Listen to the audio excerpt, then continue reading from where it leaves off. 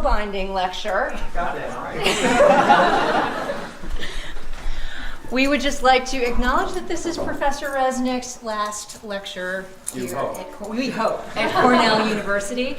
And I would like to extend a special thanks on behalf of the entering PhD class of '93. He's been torturing us for 25 years. So actually before her too. Before her too, yes. So anyway, we just wanted to say congratulations, Sid. We hope this is everything this class hoped for and more. And I'm sure it was.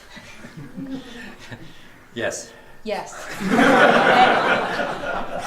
Okay, so we're to touch points.